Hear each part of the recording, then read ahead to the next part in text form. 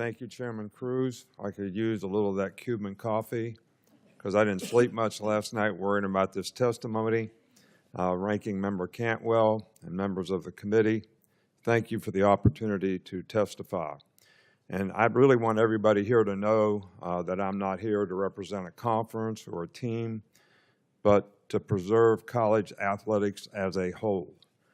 You know, I think we all have to ask ourselves a question: what is our guiding principles for the future of college athletics, including Olympic, women, and non-revenue sports? You know, I've spent my adult life in college athletics. I believe in it. I've seen people come, young people come in the program, need structure, need discipline, need coaching, need academic support, need accountability, and I've seen them leave with a degree, a career, a family, and a better chance to be successful in life. I think the current system that we have in college athletics right now makes it more and more difficult to do these things. We've moved away from development to focusing on money and not life skills. So to put this in perspective, if you had the biggest, baddest Ferrari that you could ever have and it was going 150 miles an hour toward the Grand Canyon, somebody needs to tap the brakes. And I think that's what we all need to do here. And I'm going to veer a little away from my testimony and just give you some examples of, you know, things that I think people may not know that are happening in college football that are huge problems. First of all, I think student athletes should profit from name, image, and likeness as long as those things are authentic endorsements. They create branding for themselves. They sign with the company. They do promotions. I think these things are all healthy for their education as well as their quality of life. I think name, image, and likeness has become pay for play. You know, I said 5 or 6 years ago when a school that I'm not going to mention who didn't do anything wrong had what is called a collective. A collective is an organization that raises money basically from alumni to be able to pay players and disguise it as marketing opportunities. When a school did that, the first school that did it, I said, is this what we want college football to become? And I got really criticized for that. But it has become that. And it's become pay for play. And we've also extended the opportunities now to funnel money from operations, which come to the universities as marketing opportunities from the university standpoint, to funnel that money out of operations into paying players. So now if you take that $20 million or whatever it is, you could fund 5 or 6 Olympic and women's sports. So these are things that I think need to be addressed, and I think this bill takes a big step forward in doing that. So I think this bill also creates a competitive balance. You know, the NFL, the NBA, Major League Baseball, they all have some kind of rules that govern how they compete. It creates parity. It creates, you know, something that gives you the opportunity to have a framework to build a fair play system in, which I think is really, really important, and I think this bill does that. Right now in college football, we have no rules. We have state laws. We have different in every state. We have litigation. The NCAA cannot enforce their own rules because every time they try to enforce the rule, there's a lawsuit. So, I mean, an example would be Ole Miss's quarterback. They say he can't play next year. He's playing next year because of litigation. So, but this is just the way it is. It's become an arm race. Who spends the most has got the best chance to win. But I think it's a race to the bottom because if you don't spend to win, you lose your fan base and you don't have any revenue. So how do you manage the other sports? So the one thing that I think this bill does, you know, sort of enhance the enforcement of the House settlement, which to me is a start, which sort of creates a revenue share, kind of a cap, and also controls some of the name, image, and likeness things that this bill tries to control. So transferring. You know, I think transferring is a good thing. I don't think a player should be trapped in a bad situation. But I also think multiple transfers have a negative effect. I think there can be legitimate circumstances where you can transfer more than once. I think if you graduate, you should be able to transfer again because you might have a fifth year where you can have more success someplace else. But unlimited transfers creates free agency. Free agency with a collective, now you're talking about bidding war for players. And then you've got agents out there that are not certified, that are enhancing players or encouraging players to get in the portal, I can get you more money.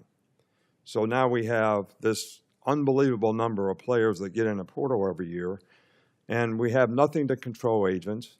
We have nothing to control tampering. You know, Clemson had a player that was on campus for a whole week, and they come and got him off the campus and took him someplace else. So these kinds of things going on in college football are absolutely not what any of us signed up for relative to the educational institutions that, you know, we've all tried to represent. So what's the cause and effect of transferring? I think every time you transfer, you have less and less of an opportunity to graduate. You know, this hits home with me because I actually coached 50 years ago when people didn't graduate, and we saw 30 for 30s on what happened to their life. And we worked hard for a long time to get graduation rates where they are, and I'm proud of the fact that we had 668 or whatever the number is, you know, graduates at Alabama over 17 years. So we need to get back to, you know, that kind of atmosphere in college athletics. But if you transfer all the time, so first of all, we had players transfer that were in business. So they transferred, they couldn't get in business school at the school they transferred to, so they got in general studies so they could be eligible. So they minimized the importance of their degree because they transferred. And then also, could they graduate? You got guys transferring 3 or 4 years. We have guys playing 7 or 8 years of college football, which is ridiculous. We had 50 players in the draft this year that were over 25 years old, competing against 17 and 18-year-olds, only because we have no structure in terms of what is eligibility. So the eligibility rule of 5 years is a really good thing, I think. I think we should protect prep schools. If somebody wants to improve their academic circumstance, their clock shouldn't start, and they should still have 5 years after that. And I think defining who is a pro. I know a guy came from the G League, that's a pro. There's also guys coming from Europe that are pros that are not under the same rules and regulations. I think all those things need to be controlled. So the collective, what if we continue to invest more and more in football and basketball? Let me give you the history. My first year we had collective at Alabama, $2.7 million. Next year, $7 million. Next year, $10 million. I retired. Next year, $17 million. Next year, $24 million. Now you have schools that have close to $40 million rosters. So if we continue to do that, we're going to lose Olympic sports, we're going to lose non-revenue sports, we're going to lose scholarships, and basically what's going to happen is you're going to have football and basketball succeed, and we'll have club sports for everything else with no scholarships. That's horrible. I mean, we can't let that happen. And I think we have to continue to figure out ways that we can raise revenue so that we can keep all sports and all opportunities for all young people intact. I think we have to protect scholarships. We mentioned that. Injury, roster decisions, athletic performance should not be reasons to get rid of a player. But what we've created now with the portal, which we think is a good thing, all the coach has to say to a player that's not very good is, get in the portal. I don't want you on the team. So he gets in the portal, and maybe he doesn't get an opportunity. 30% of the people who get in the portal don't get an opportunity. So nobody talks about those things. And it minimizes, because everybody recruits out of the portal, how many young people out of high school get an opportunity to get a scholarship and play college football and start a career. So I think medical protection, injury protection, and health care are something that's really, really important. But I also think that Congress does not need to micromanage college athletics. There's lots of people out there that can help us do that. Congress does need to fix the mess, and the courts create a national framework so people inside college sports can enforce fair rules. Without legal certainty, every rule becomes another lawsuit, every standard becomes another risk, and the system keeps drifting toward the professional model. I believe we want an education-based model that compensates athletes fairly, protects athletes properly, and still preserves development, competition, opportunity, and tradition. That is what this bill is trying to do.